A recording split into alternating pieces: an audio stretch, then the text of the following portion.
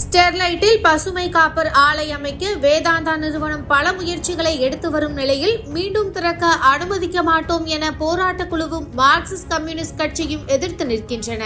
Trust the hot water professionals for a refreshing bath. Venus, the hot water professionals. Thoothukudi Sterlite ஆலையால் சுற்றுச்சூழல் பாதிக்கப்பட்டதால் பலரும் நோய் பாதிப்பில் சிக்கினர். இதனை அடுத்து தூத்துக்குடியில் தொடர் போராட்டங்கள் நடைபெற்று வந்தது. கடந்த 2018ஆம் ஆண்டு நடைபெற்ற போராட்டம் முற்றிய நிலையில் துப்பாக்கிச் சூட்டில் 9 பேர் பரிதாபமாக உயிரிழந்தனர். இதனை அடுத்து தமிழக அரசு அரசாணை வெளியிட்டு ஆலையை நிரந்தரமாக மூடியது. ஆலை மூடிய பிறகும் பல வகையிலும் வேதாந்தா நிறுவனம் ஆலையை திறக்க முயன்று வருகிறது. இதற்கு போராட்ட குழுவினர் ஆலையை மீண்டும் திறக்கக்கூடாது என்று தொடர்ந்து வலியுறுத்தி வருகின்றனர். இந்த நிலையில் மூடப்பட்ட ஸ்டெர்லைட் தாமிர ஆலை வளாகத்தில் சுற்றுச்சூழலுக்கு உகந்த வகையில் புதிய தாமிர உற்பத்தி ஆலையை தொடங்க வேதாந்தா நிறுவனம் முயற்சித்து வருகிறது. புதிய ஆலையை தொடங்க அனுமதிக்க கோரி வேதாந்தா நிறுவனம் சென்னை உயர்நீதிமன்றத்தில் மனு தாக்கல் செய்தது.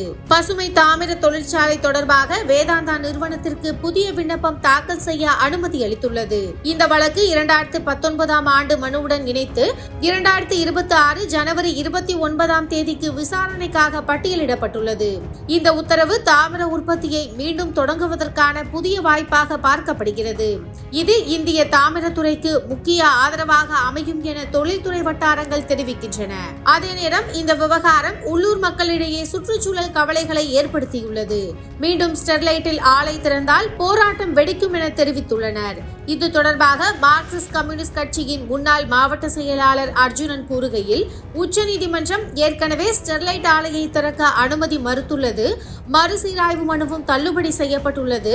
அதே நேரம் வேதாந்தா நிறுவனம் வேறு பெயர்களில் மீண்டும் ஸ்டெர்லைட் ஆலையை திறக்க முயற்சித்து வருகிறது. தற்போது தேர்தல் காலம் என்பதால் ஸ்டெர்லைட் ஆலையை திறக்க தமிழக அரசு அனுமதி கொடுக்காது. தேர்தலுக்கு பிறகு வரும் புதிய அரசுதான் அடுத்த கட்ட நடவடிக்கை தொடர்பாக முடிவு செய்யும். எதுவாக இருந்தாலும் ஸ்டெர்லைட் ஆலையை மீண்டும் திறக்க அனுமதிக்க மாட்டோம் என தெரிவித்தார். அதே போல பூவுலகின் நண்பர்கள் அமைப்பை சேர்ந்த சுந்தரராஜனிடம் கேட்டபோது ஸ்டெர்லைட் தொடர்பான வழக்கு உச்சநீதிமன்றத்தில் தள்ளுபடி செய்யப்பட்டுள்ளது. எனவே மீண்டும் திறக்க வாய்ப்பு இல்லை என தெரிவித்துள்ளார்.